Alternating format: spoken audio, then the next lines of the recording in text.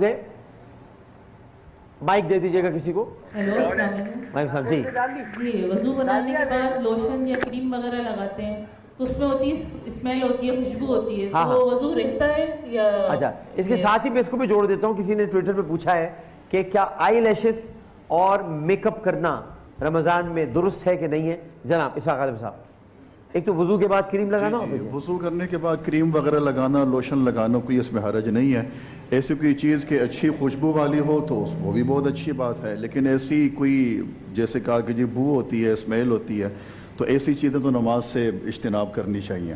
वज़ू के बाद इन चीज़ों के इस्तेमाल नहीं करना चाहिए। और आई लैशेस और ये सब और वो चीज़ें देखें, उनमें से बाद ऐसी चीज़ें हैं कि उनको इस्तेमाल करने के बाद जब आप वज़ू करते हैं, आप नहाती हैं, तो उसके बाद वो पानी आपके जिस्म को टच नहीं कर रहा होता, तो इसलिए उन चीज़ों में थोड़ा सा एहतियात करना। जैसे नील पॉलिश है, आप लगाएं तो वो पानी वो बीच में रुकावट बन जाता है वो नील पॉलिश।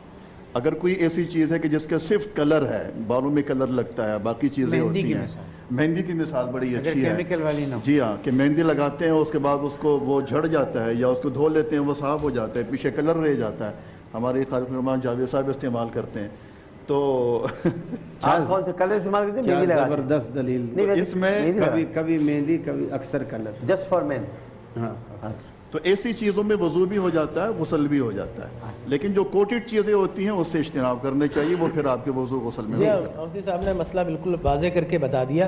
देखिए, अगर ऐसी कोई नील पॉलिश या कोई और चीज़ लगाती है नेल पर, तो उसके मसाम में अगर पानी नहीं गया, इसलिए कि वज़ू करने में वो सारे आज़ाए वज़ू जिन पर वज़ू का हुक्म है उन पर पानी बहना चाहिए पूरा।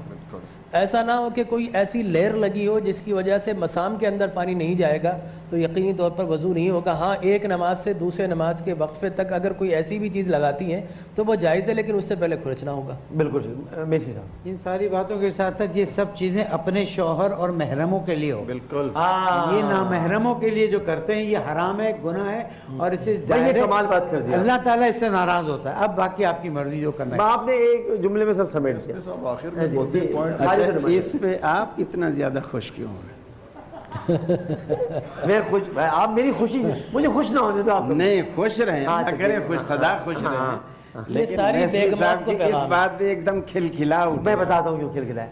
असल में ये कुछ सवालात ऐसे होते हैं जब हम जवाब तो दे देते हैं, फिर कोई कॉल करके कोई आलिम दीन ही कहता है यार आपको कम से कम ये तो कहना चाहिए था कि अपने घर वालों के लिए यानी महरम के लिए करें, वो हम नहीं कह पाते।